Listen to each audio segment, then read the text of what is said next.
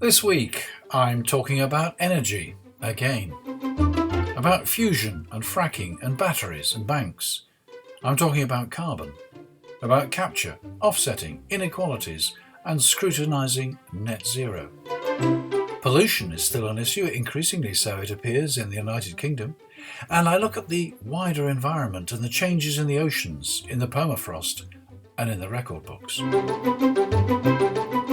Hello and welcome to the Sustainable Futures Report. I'm Anthony Day and it's Friday the 18th of February. News this week that researchers have made a significant advance in the development of fusion energy. Conventional nuclear power plants are based on nuclear fission, which is the splitting of atoms. Nuclear fusion generates vast amounts of heat when atoms are fused together. This is the process which is going on in the Sun and takes place at very high pressures and very high temperatures. Because it is not possible to replicate such pressures on Earth, the reaction has to take place at much higher temperatures, millions of degrees centigrade. The problem with that is that there is no material on Earth which can survive such temperatures, and therefore the reaction takes place in plasma held within a magnetic field. This, in turn, requires a vast amount of energy, and so far the reaction created has not yielded more energy than the amount needed to power the magnets. At the Culham Centre for Fusion Energy, the Joint European Torus, that's JET, it produced 11 megawatts of power for 5 seconds, which is more than twice as much as its previous record in 1997. Research continues to achieve a reaction which will one day be self-sustaining indefinitely. Once this has been done, the next stage is to develop a commercial reactor which can use the heat to raise steam and generate electricity. As someone once said to me, 21st century electricity generation, apart from solar PV, still relies on 19th century technology, Mr. Parsons' steam turbine and Mr. Faraday's magneto. Fusion energy is attractive because fuel is cheap, no carbon emissions are created, and there is minimal radioactive residue. The problem is that Culham's JET facility and others around the world have been working on fusion for decades, and commercial operation is still decades off. You may remember that back in May 2020, I spoke to Michael Binderbauer, CEO of TAE Technologies. His organisation is also working on fusion energy, although using a different technology from JET. He was confident of a breakthrough in 10 years and suggested that electricity might eventually be generated direct from fusion using some sort of photovoltaic technology. Solar panels on steroids, as we called it. BBC News has recently published an article on TAE Technologies. You'll find the link on the Sustainable Futures Report website. Last week, the UK government announced a moratorium on fracking, which is drilling into rocks to release natural gas or oil. The whole idea was highly controversial a couple of years ago, leading to protest camps, site blockades and arrests. It seems to be because exploratory drilling triggered earth tremors that the government decided to bring an end to the project, even though it was initially very enthusiastic and offered substantial payments to communities that would accept fracking sites in their areas. Consternation from a number of people, including Lord Frost, who resigned from his Brexit negotiation role just before Christmas. He joins an initiative from the Net Zero Scrutiny Group, which claimed in an open letter to the Prime Minister that shale deposits around Lancashire and in surrounding counties offered at least 50 years of cheap and sustainable gas. Haven't they heard that gas is a fossil fuel and produces climate-changing emissions when it's burnt? And how can they be sure it will be cheap? If these reserves are exploited by private operators, they will surely sell the gas at world market prices. Of course, if it were nationalised, a public sector project, then the government could control the price. But somehow I don't see right-wing Conservatives going for that option. Meanwhile, there are plenty of other opportunities for investing in fossil fuels. Banks including HSBC, Barclays and Deutsche Bank are still backing new oil and gas. Since last year, these banks, together with others also in the United Nations Net Zero Banking Alliance, have invested $33 billion in companies like ExxonMobil, Shell, BP and Saudi Aramco. It's in the interests of these companies and of the banks to keep the oil flowing and the price up. Otherwise, this new infrastructure will lose its value, the oil reserves will become stranded assets, and there will be insufficient funds to repay the loans. These members of the Net Zero Banking Alliance are therefore working directly against the idea of net zero, aren't they? They all claim to be committed to setting up plans for net zero, but while future investments may be net zero, existing investments are not and will continue to deliver emissions for decades to come. Once you've got your electricity, and hopefully it's clean and green electricity, what's the most effective way of using it at home? The government is very keen on heat pumps, but they have some disadvantages, not least that they cost significantly more than a gas boiler. A heat pump provides heat on demand, which means it will be running on full price electricity during the day, unless perhaps you have a storage battery charged from your solar panels or from off-peak electricity. In cold weather, a heat pump has to work harder, using more electricity. The temperatures which it achieves are suitable for underfloor heating, but conventional radiators may have to be replaced with larger units to provide sufficient heat output. If you haven't already got underfloor heating, it is very expensive to install, as the pipes need to be laid in a concrete floor. Underfloor heating will not work beneath a timber floor. I know that from bitter and expensive experience. You'll need a separate heater for hot water, and a heat pump is a mechanical device which will need periodic maintenance. I've come across the idea of a heat battery. This is not the same as a thermal store, which retains heat in a large water tank. A heat battery uses PCM, phase change material. This material is heated by electricity and turns from solid to liquid as it's heated, and returns to solid as the heat is used up. PCM, phase change material, can store far more heat than an equivalent volume of water, and therefore these units can be much smaller than a conventional thermal store.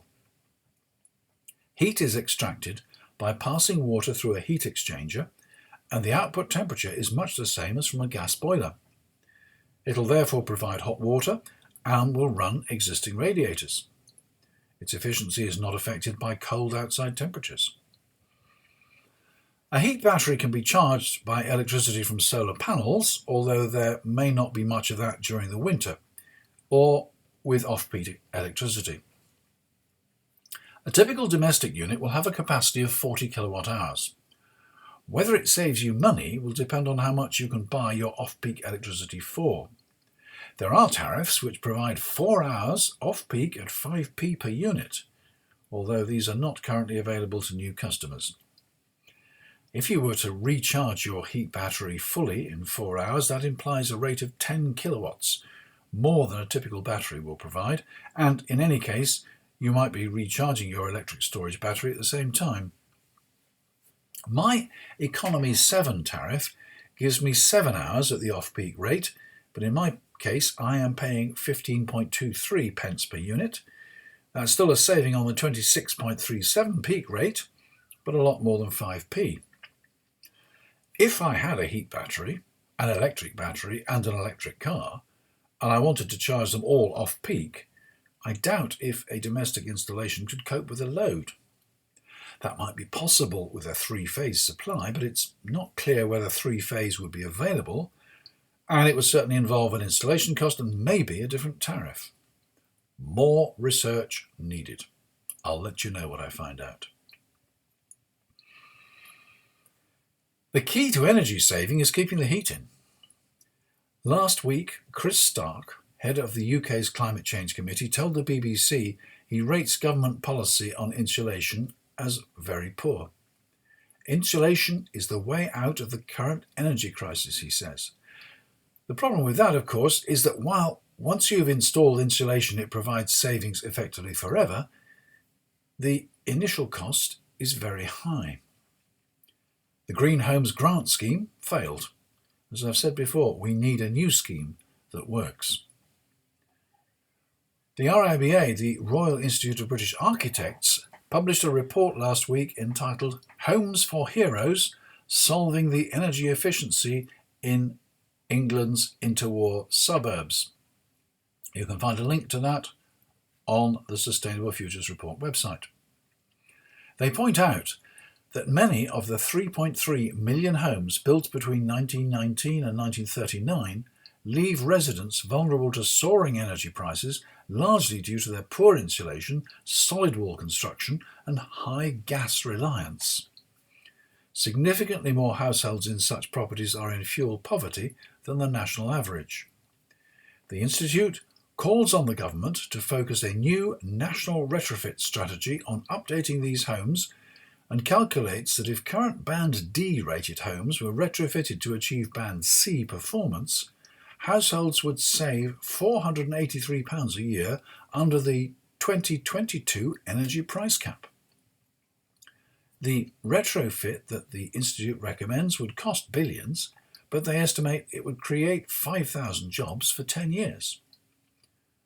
With the present government committed to cut tax and cut spending, this seems unlikely to happen, even though improved insulation and reducing fuel poverty was a Conservative manifesto pledge. Find the RIBA video on the RIBA website, and there's a link to that on this website, the sustainablefutures.report website. The carbon offsetting debate continues. Writing in the Guardian newspaper, George Monbiot warns that oil companies are using offsetting projects to justify exploiting new reserves by claiming that the net effect is net zero. He says, while there are international standards for how carbon should be counted, there is no accounting for the moral hazard of carbon offsets, the false assurance that persuades us we need not change the way we live. There is no accounting for the way companies use these projects to justify business as usual. There is no accounting for how they use this greenwashing to persuade governments not to regulate them. Nature-based solutions should help us to avoid systemic environmental collapse. Instead, they are helping to accelerate it. He points out that there's not enough land on Earth to mop up all corporate carbon emissions. It is greenwash on a grand scale. It destroys habitats, disturbs the peatlands that are nature's principal carbon sink, and dispossesses indigenous peoples. A number of correspondents to the paper responded, making the distinction between green and ethical offsetting. Comments included, "Please don't confuse ethical offsetting with the corporate greenwashing of big oil. The question is not whether offsets are good or bad, but which ones are good. Planting a few more trees with one hand while destroying forests or drilling for more oil with the other does not pass muster. Whatever is happening to the commitments made by European nations at COP26? My own view is that carbon offsetting has a place, but only when very carefully controlled and as a very last resort. Net zero will only be achieved by engineering emissions out of every level of industrial and social activity. Only then can the remaining minor, unavoidable emissions be offset." E&T, the Journal of the Institution of Engineering and Technology, reports that researchers at the University of Delaware working on fuel cells found that the technology that they were using was seriously inhibited by CO2 in the atmosphere. They then turned the whole thing round and realised that they had developed a new method of carbon capture. It's still at the research stage, but they predict that units based on this technology could provide CO2-free air in enclosed spaces such as cars, aircraft or even spacecraft. It's not clear at this stage how the storage of the captured carbon dioxide would be achieved. I reported last time that the Net Zero Scrutiny Group of Members of Parliament was accused of waging a culture war by blaming green levies for the escalation in fuel prices and the cost of living. Now, Laurence Tubiana, Chief Executive of the European Climate Foundation, is urging the British government to hold fast to its climate commitments. This is particularly important since, as chair of the COP26 climate conference, Britain retains responsibility for ensuring that all nations have their promised revised NDCs, their carbon targets, ready for COP27 in Egypt next November. In response to an article on this in The Guardian, a letter from a group of parliamentarians insisted that the Net Zero Scrutiny Group represented a small minority and that the vast majority of MPs of all parties were committed to net zero targets. Let's hope the government will listen to the largest, not the loudest. Let's now look at some environmental issues, starting with pollution. The Salmon and Trout Conservation has published Doing Its Job, a report on the state of the Environment Agency and its role in protecting English rivers, lakes and streams. It finds that only 14% of English water bodies are in good ecological condition, and that monitoring by the agency has reduced dramatically over recent years and looks set to reduce even further. This is clearly a consequence of the government's decision to cut funding. Reports elsewhere claim that Environment Agency staff have been instructed to ignore smaller pollution events because there are insufficient funds to deal with them. There are reports, too, that the water companies are discharging raw sewage into rivers and watercourses on a daily basis, whereas the law says they should only do this in storm conditions when heavy rainfall overfills the sewers. Maybe the fines are cheaper than investing in upgrading pipelines and treatment facilities. A paper in the journal Environmental Science and Technology warns that we are outside the safe operating space of the planetary boundary for novel entities. Novel entities are substances which are not normally found in nature. They could be manufactured items, including plastics, chemicals, or pharmaceuticals, or they might be substances released by human activities such as mining, agriculture, or burning. While the authors focus on chemical pollution, they say, among novel entities, plastic pollution has been elevated to a potential issue of high concern. After several decades of mass production, plastics are now ubiquitous across the planet. The whole production cycle of plastics carries climate impacts, and plastics may also affect biodiversity through physical impacts, for example via entanglement or ingestion, adding to other large pressures on biodiversity. The understanding of what is harmful or hazardous from a planetary perspective has thus expanded to include effects beyond toxicity as the current major focus of chemicals management. Just as actions aimed at curbing climate change transitioned from concentration or discharge-based limits to fixed caps on greenhouse gas emissions, calls for caps on plastic production and use have been made. We suggest that the same approach is needed for all novel entities. Getting back within the safe operating space can only be achieved through globally capping emissions of novel entities at a rate that is commensurate with the physical and chemical capacity of the Earth system. If we are to mitigate current damage and avoid future surprises from unknown threats, a more preventive and precautionary hazard-based approach is needed to address novel entities. The climate crisis is urgent, but if we are saving the Earth, we also need to address issues like these and save an environment that we can live in.